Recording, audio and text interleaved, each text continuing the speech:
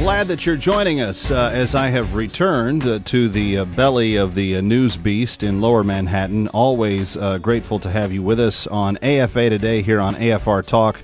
And as we are so wanting to do, watching very, very carefully the headlines of the news world around us. We've got a lot that we're following for you today because there's a lot of activity that's going on that you need to be aware of, and we need to help some basic common sense be put back into the public policy system of the world around us, particularly that of Arizona Governor Jan Brewer. There's been a lot of pressure put on the governor in the last couple of days to do any number of things, compromise common sense principles, compromise the religious rights of people that desire to express their faith fully in their life. And it's sad that that this is even such a debate or a controversy. And I'll get into some of the personal problems that we've encountered in even just discussing this in the last day or so. But what I really want you to do more than anything is twofold. I want you to, first of all, be armed with information about what the actual issue is. And as we, walk through that together, then I want you to take action, and we will do that together as well.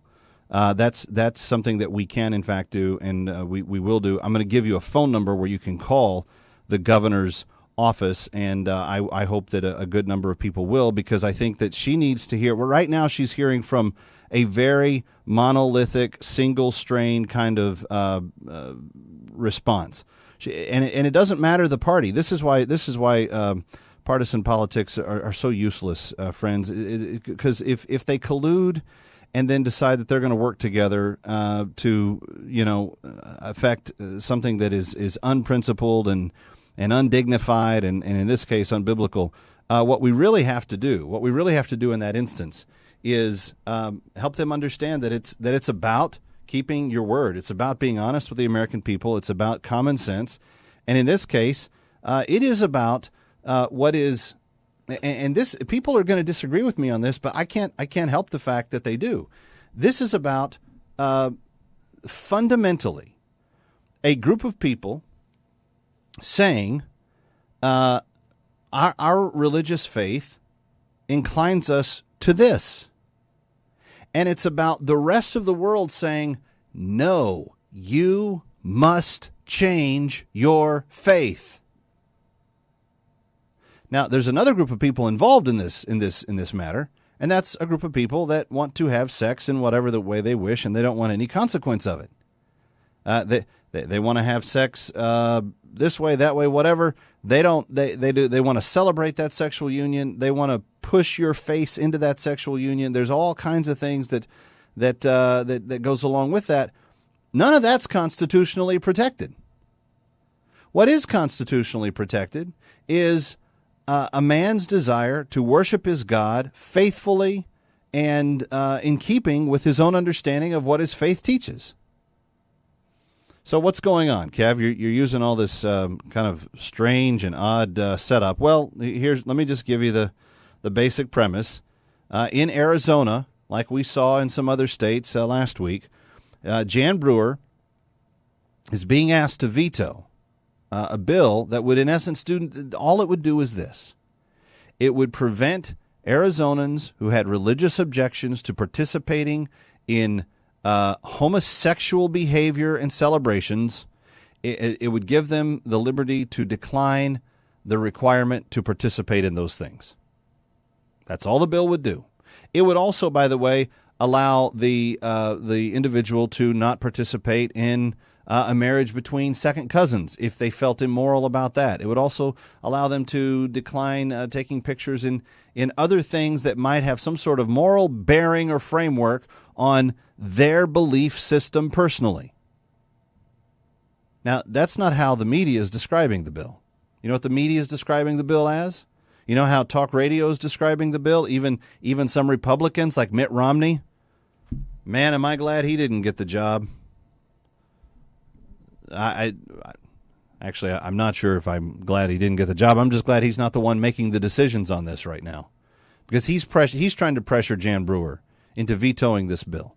Now, I want you to know some of the basic framework of the Senate bill 1062, I think is what they passed into law. The context of this was simple.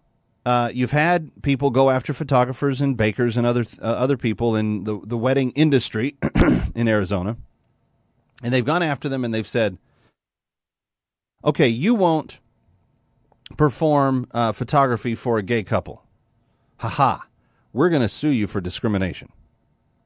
It didn't matter if the photographer made a referral to another photographer who would do it.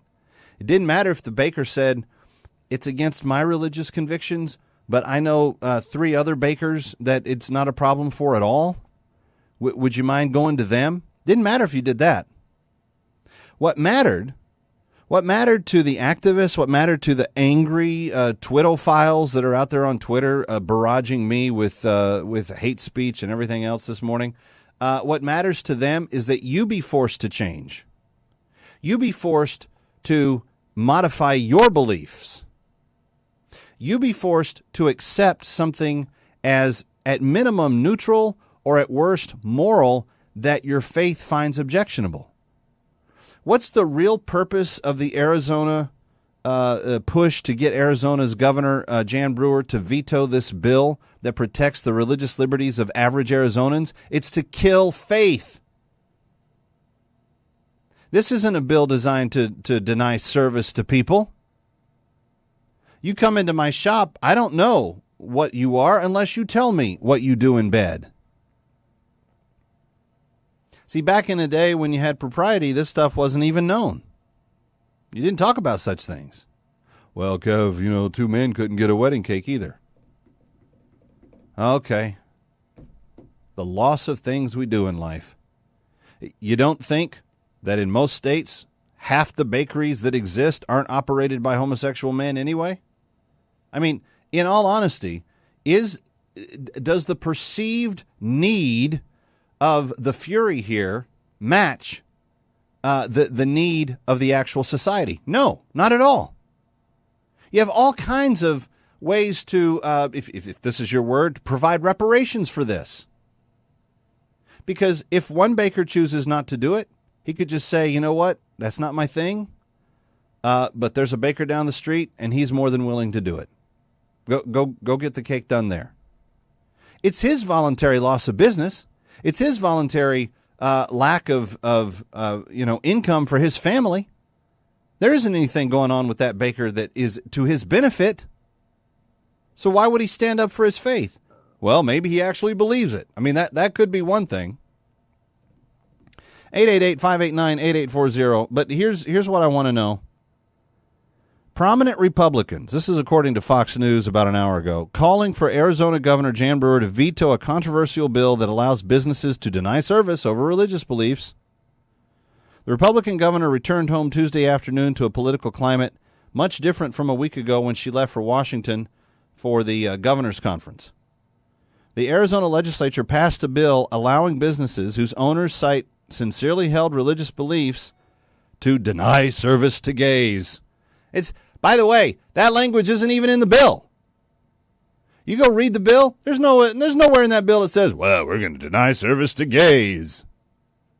That's just abject making stuff up by Fox in their editorial team, in their online print division. And every other AP and CNN, everybody else that's reported it this way. There's no language in there that says, well, we're out to deny service to gays. And believe it or not, and this is going to come as a shock to people, there are other sexual unions that might violate someone's faith besides two men getting together.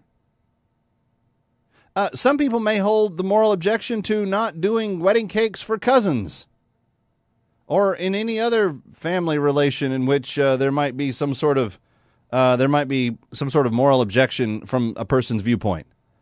Most of the states allow second cousins to marry, but there are a handful of states that allow first cousins to marry. Maybe the baker has an objection to that wedding and would prefer not to do that on sincerely religious grounds. Well, you know what the response has been from the other side? And this is what I got all on Twitter yesterday. For hours, people send, well, then don't go into business. Don't do it. Don't do public business. Well, where is it written in the Constitution? Where is it written in our federal laws? Where is it written in my local laws, state laws, that I cannot practice my faith and run a business? Where did that come from? The legislation has caused a national uproar. The chorus of opposition has grown each day. The business community, the state Super Bowl committee, both Republican U.S. senators calling for a veto, and the GOP presidential nominee Mitt Romney was the latest prominent voice to weigh in and urge Brewer to veto the bill. Now, friends, this was a bill that passed by a good-sized margin in Arizona. This is a direct overturning of the American people's will if she decides to veto it. We need to help her be reminded of what common sense is. Here's her phone number. Here's Governor Brewer's phone number. You have a pen? You got a pencil? You ready? Because what I'm going to need to rally those of you listening to go to the phone and make a call and let Jan Brewer know that she doesn't have to listen to all these scaredy cat Republican bigwigs, that, you know what, she's going to be just fine. If she follows her conscience, she'll be just fine.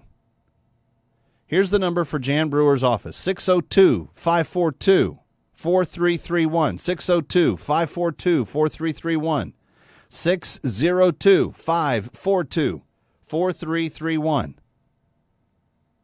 It is important that Jan Brewer understand that she is accountable specifically to the voters of Arizona, but she has goals of VP or president someday. She has higher aspirations than just being the governor of Arizona. Not that there's anything wrong with being the governor of Arizona. But she's getting a lot of bad advice, and it is coming from everywhere. John McCain and Mitt Romney, both of the last two presidential nominees for her party, telling her, hey, you better veto this bill. This is not good. There was a congressman on one of the shows locally there said, you know, this will give Arizona a black eye, and we shouldn't be encouraging that right now. How does it give you a black eye to defend people's First Amendment rights? Someone please explain to me. Oh, and by the way, I would really, here's the thing. If you agree with the Republicans that are advising Jan Brewer to do this, here's what I want to do. Cedra, I only want to have half the phone lines filled with people that agree with me right now. I want to leave half the phone lines open for people that starkly disagree with me, and I want to hear why. Why, if you disagree with me, why do you think Jan Brewer should veto this bill? I want to hear the best argument you can make. If you're gay, you're gay. If you're a cousin who wants to marry their cousin, if you're something else, that's all, whatever. But I at least want to try to grasp the logic that you're using to somehow defend the usurpation of these particular rights. That's what I want you to do. 888 589-8840. 888-589-8840. Here's the number to Jan Brewer's office, 602-542-4331, 602-542-4331, 602-542-4331. And just encourage Jan Brewer to do the right thing. Encourage her to do it right now.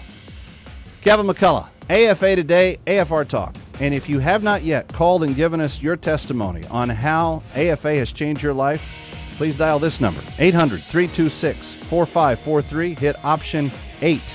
That's 800-326-4543, option 8. And let us know if AFR Talk has made a difference in your life. I'm Kevin McCullough, coming right back on AFR Talk.